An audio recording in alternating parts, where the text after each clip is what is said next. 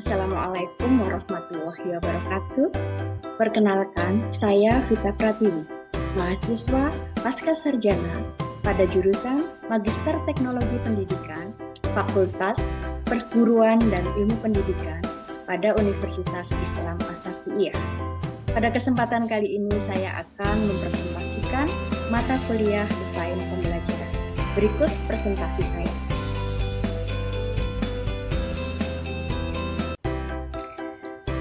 Langkah-langkah desain pembelajaran model EDI dalam kegiatan pembelajaran berbasis proyek adalah tema atau judul yang saya ambil sebagai presentasi pada mata kuliah desain pembelajaran yang diampu oleh dosen Dr. Syarifah MPD.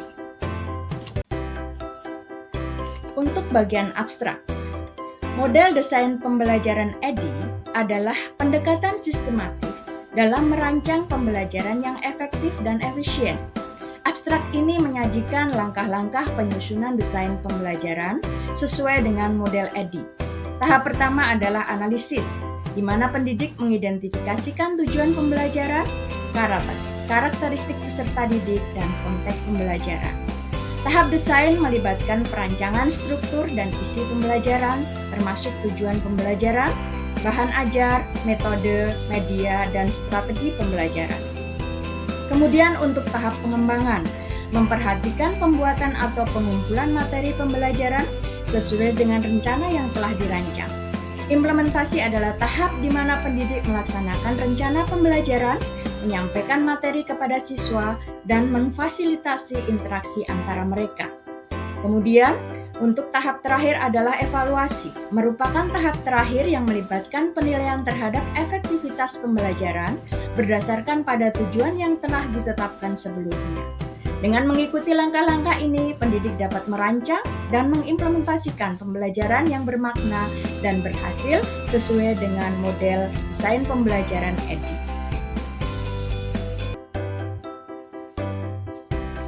Untuk latar belakang, pendekatan pembelajaran berbasis proyek telah menjadi salah satu pendekatan yang populer dalam dunia pendidikan.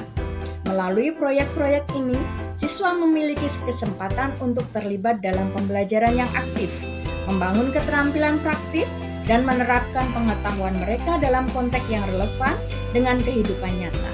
Namun, untuk merancang dan mengimplementasikan pembelajaran berbasis proyek yang efektif, pendidik perlu memahami langkah-langkah yang diperlukan dalam menyusun desain pembelajaran. Lanjut sekilas tentang desain pembelajaran EDI. Desain pembelajaran EDI adalah pendekatan sistematif yang terdiri dari 5 tahap, yaitu analisis, desain, pengembangan, implementasi, dan evaluasi. Tahap-tahap ini akan membantu pengembang kurikulum merancang pengalaman pembelajaran yang efektif dan efisien, dengan fokus pada pemahaman tentang kebutuhan siswa, pengembangan materi yang sesuai dengan evaluasi berkelanjutan untuk perbaikan. Lanjut sekilas tentang desain pembelajaran EDI.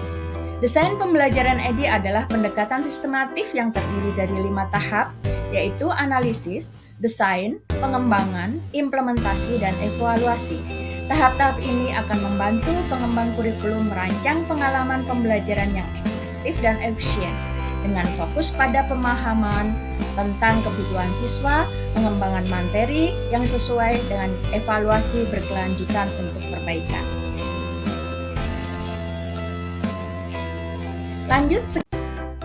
Selanjutnya, untuk langkah-langkah yang ada dalam desain pembelajaran model desain pembelajaran EDI. Yang pertama adalah analisis, kemudian yang kedua adalah desain atau perancangan, yang ketiga adalah development atau pengembangan, dan yang keempat adalah implementasi, dan yang terakhir adalah evaluation atau evaluasi. Saya lanjutkan untuk penjelasan satu persatu, dari mulai langkah analisis dalam desain pembelajaran berdasarkan model desain pembelajaran EDI. Yang pertama, untuk tujuan pembelajaran. Dalam pembelajaran berbasis proyek, harus jelas mengenal apa yang ingin dicapai oleh siswa.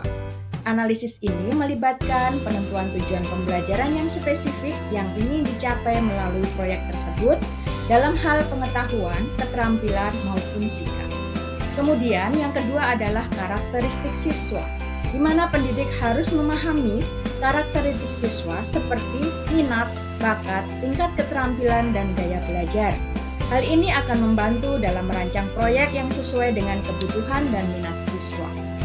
Yang ketiga, konteks pembelajaran, di mana analisis juga melibatkan pemahaman tentang lingkungan pembelajaran, termasuk fasilitas fisik, sumber daya yang tersedia, dan kendala-kendala yang mungkin dihadapi. Dan yang keempat adalah standar pembelajaran, yaitu pendekatan pembelajaran berbasis proyek harus selaras dengan standar pembelajaran yang berlaku, baik itu standar nasional maupun kurikulum sekolah. Kemudian yang terakhir adalah ketersediaan sumber daya, di mana dalam analisis ini mencakup penilaian terhadap sumber daya yang tersedia seperti perangkat lunak, perangkat keras, buku teks, dan bahan-bahan lain yang diperlukan untuk melengkapi kegiatan tersebut. Saya lanjutkan untuk penjelasan tentang langkah perencanaan desain pembelajaran yang sesuai dengan model desain pembelajaran EDI. Yang pertama adalah menentukan tujuan pembelajaran, di mana dalam pendekatan ini pembelajaran berbasis proyek harus memiliki tujuan pembelajaran yang jelas dan terstruktur.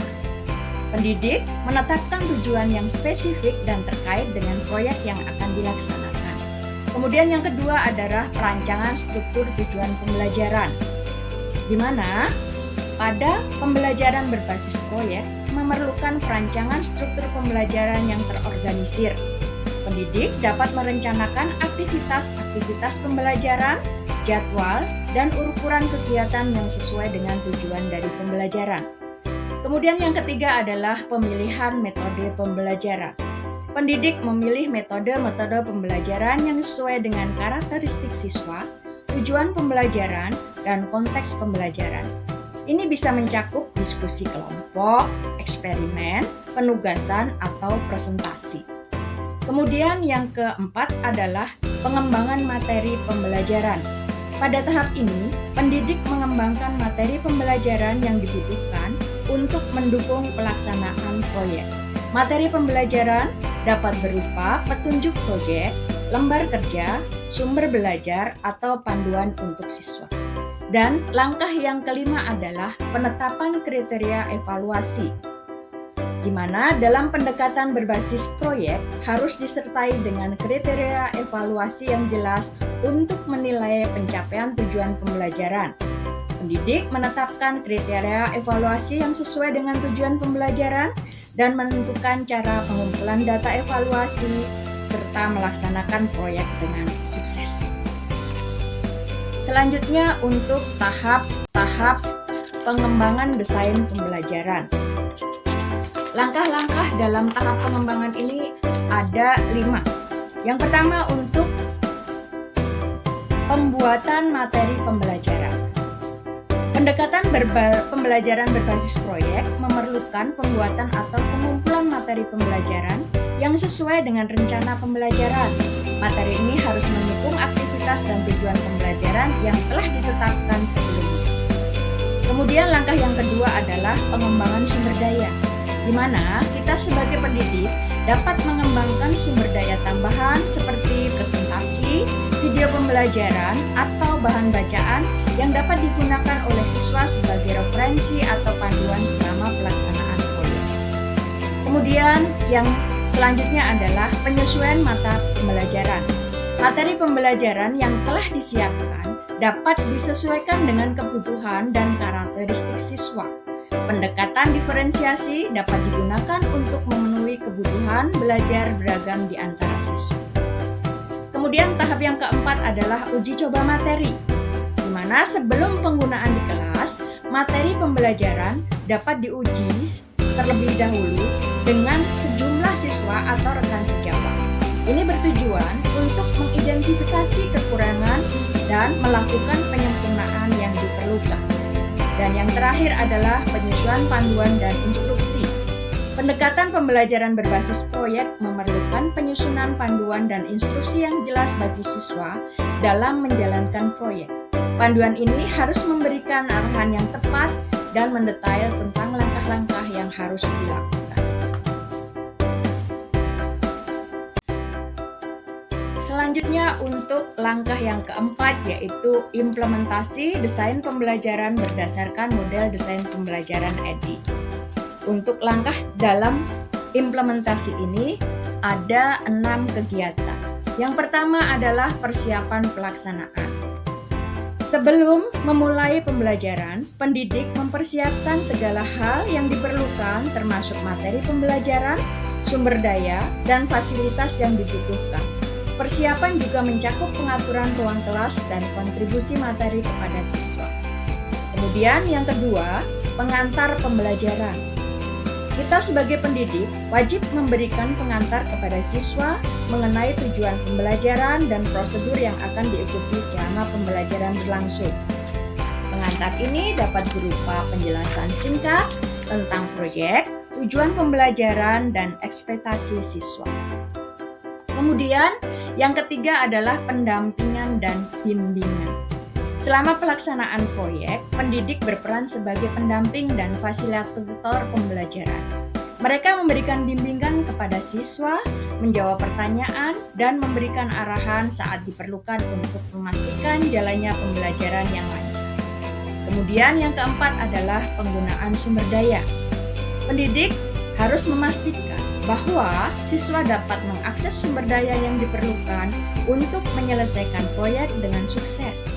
Ini dapat mencakup penggunaan perangkat lunak, peralatan khusus, atau bahan bacaan yang relevan. Kemudian yang kelima adalah pemantauan dan evaluasi. Selama pelaksanaan proyek, pendidik harus memantau kemajuan siswa dan memberikan umpan balik secara berkala. Hal ini memungkinkan mereka untuk mengidentifikasi masalah yang mungkin muncul dan memberikan dukungan tambahan kepada siswa yang memerlukan. Dan yang terakhir atau yang keenam adalah fasilitas kolaborasi. Pendekatan pembelajaran berbasis proyek mendorong kolaborasi antara siswa. Pendidik memfasilitasi kerjasama tim, diskusi kelompok, dan pertukaran ide di antara siswa untuk mempromosikan pembelajaran yang kooperatif. Untuk selanjutnya adalah langkah evaluasi dari desain pembelajaran berdasarkan model desain pembelajaran EDI. Untuk langkah kegiatan evaluasi ini ada 6 tahapan yang harus kita laksanakan. Yang pertama untuk menetapkan kriteria evaluasi, di mana pada tahap ini kita sebagai pendidik menetapkan kriteria evaluasi yang jelas dan terukur berdasarkan tujuan pembelajaran yang telah ditetapkan sebelumnya. Kriteria ini mencakup aspek-aspek yang ingin dinilai, seperti pengetahuan, keterampilan, sikap, dan kinerja siswa. Kemudian yang kedua adalah pengumpulan data evaluasi, di mana kita sebagai pendidik wajib mengumpulkan data evaluasi sesuai dengan kriteria yang telah ditetapkan. Ini dapat dilakukan melalui berbagai metode evaluasi seperti tes, proyek siswa, observasi, portofolio, atau kuesioner umpan balik. Kemudian untuk langkah selanjutnya adalah analisis data. Setelah data evaluasi terkumpul, kita menganalisisnya dan mengevaluasinya untuk pencapaian tujuan pembelajaran dan mengidentifikasi kekuatan serta kelemahan dalam pelaksanaan pembelajaran berbasis proyek. Kemudian langkah selanjutnya adalah interpretasi hasil, di mana kita sebagai pendidik harus menginterpretasikan hasil evaluasi untuk memahami sejauh mana tujuan pembelajaran telah dicapai. Mereka juga mengevaluasi efektivitas metode pembelajaran yang digunakan dan mengidentifikasi faktor-faktor yang terkontribusi pada hasil pembelajaran. Dan langkah selanjutnya adalah pengambilan keputusan. Berdasarkan hasil evaluasi, pendidik membuat keputusan tentang langkah-langkah selanjutnya. Ini bisa mencakup perbaikan dalam desain pembelajaran, penyesuaian metode pembelajaran, atau penyediaan dukungan tambahan bagi siswa yang memerlukan. Dan yang terakhir adalah membuat laporan evaluasi, di mana kita sebagai pendidik harus mampu menyusun laporan evaluasi yang merangkum hasil evaluasi, analisis data, dan rekomendasi untuk perbaikan di masa depan. Laporan ini dapat digunakan sebagai dasar untuk perbaikan kontinu dalam proses pembelajaran. Dari kegiatan desain pembelajaran dari langkah awal yaitu analisis, kemudian perencanaan, pengembangan, implementasi, dan yang terakhir adalah evaluasi. Di sini saya bisa menyajikan contoh proyek kegiatan pembelajaran di mana untuk kegiatan ini saya contohkan pada kegiatan pembelajaran menanam sayur di sekolah. Ini merupakan mata pelajaran dari kelas 5 SD. Yang pertama untuk analisis. Kita tentukan dulu tujuan pembelajaran, di mana siswa akan memahami siklus hidup tanaman, keterampilan bercocok tanam, dan pentingnya pola makan sehat. Kemudian untuk menentukan karakteristik siswa yang memiliki minat tinggi terhadap pertanian dan lingkungan. Kemudian untuk konteks pembelajarannya kita bisa menggunakan sekolah yang memiliki lahan kosong yang dapat digunakan sebagai kegiatan untuk bercocok tanam. Dan standar pembelajaran. Proyek ini terkait dengan standar pembelajaran sains pertanian dalam kurikulum sekolah. Kemudian untuk desain. Yang pertama untuk struktur pembelajarannya. Proyek ini akan berdiri dari serangkaian kegiatan termasuk persiapan lahan, penanaman bibit, perawatan tanaman, dan panen sayuran. Kemudian untuk metode pembelajarannya kita bisa menggunakan metode yang akan digunakan termasuk diskusi kelompok, demonstrasi, praktik langsung, dan observasi. Untuk materi pembelajaran akan mencakup informasi tentang siklus hidup tanaman, teknik bercocok tanam, dan manfaat sayuran bagi kesehatan, dan prinsip-prinsip pertanian organik. Kemudian untuk langkah pengembangan. Yang pertama untuk pengembangan materi, misalnya pembuatan presentasi, lembar kerja, dan panduan bercocok tanam untuk siswa. Kemudian untuk pengembangan sumber daya, misalnya pengadaan bibit, tanah, peralatan pertanian, dan buku referensi tentang pertanian organik.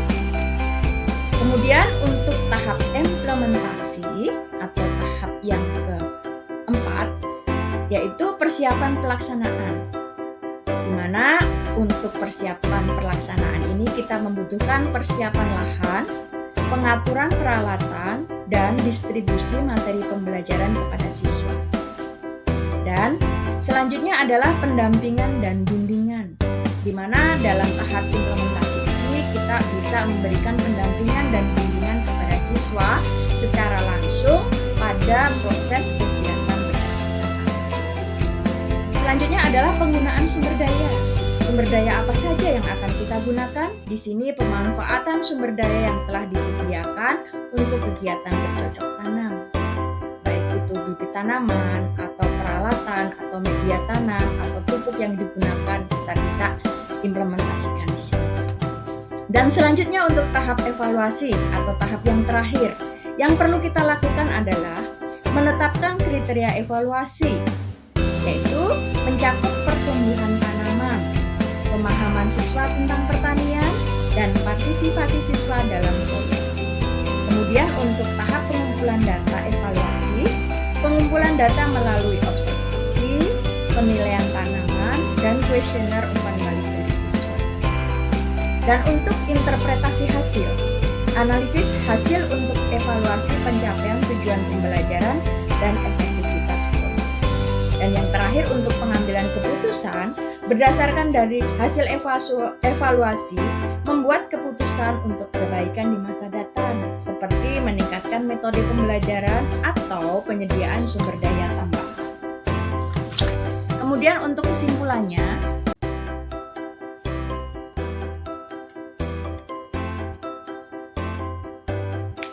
kesimpulan, model desain pembelajaran EDI adalah pendekatan yang sistematif dan efektif dalam merancang dan melaksanakan kegiatan pembelajaran berbasis proyek di sekolah. Melalui langkah-langkah ini, pendidik dapat memastikan bahwa pembelajaran berbasis proyek dilaksanakan dengan baik dan mencapai tujuan pembelajaran yang diinginkan. Kesimpulan yang bisa kita ambil yang pertama adalah untuk kegiatan analisis, di mana tahap analisis memungkinkan pendidik untuk memahami tujuan pembelajaran, karakteristik siswa, konteks pembelajaran, standar pembelajaran, dan ketersediaan sumber daya yang diperlukan. Kemudian untuk kesimpulan yang kedua, kegiatan desain. Pada tahap ini, pendidik merencanakan struktur pembelajaran, metode pembelajaran, materi pembelajaran, dan kriteria evaluasi sesuai dengan tujuan pembelajaran yang telah ditetapkan sebelumnya. Kesimpulan yang ketiga untuk kegiatan pengembangan melibatkan pembuatan materi pembelajaran, pengembangan sumber daya, dan penyesuaian materi pembelajaran sesuai dengan kebutuhan siswa dan konteks pembelajaran. Kesimpulan yang keempat, implementasi, di mana dalam tahap implementasi adalah pelaksanaan rencana pembelajaran yang telah dirancang sebelumnya, termasuk persiapan pelaksanaan bimbingan kepada siswa, penggunaan sumber daya, dan fasilitas kolaborasi antar siswa. Dan yang terakhir adalah evaluasi. Tahap evaluasi memungkinkan pendidik untuk mengevaluasi efektivitas pembelajaran berbasis proyek, mengumpulkan data evaluasi, menganalisis hasil, dan membuat keputusan untuk perbaikan di masa depan. Demikianlah paparan dan presentasi dari saya untuk mata kuliah desain pembelajaran. Apabila ada kesalahan dalam saya menyampaikan, mohon dimaafkan. Terima kasih. Wassalamualaikum warahmatullahi wabarakatuh.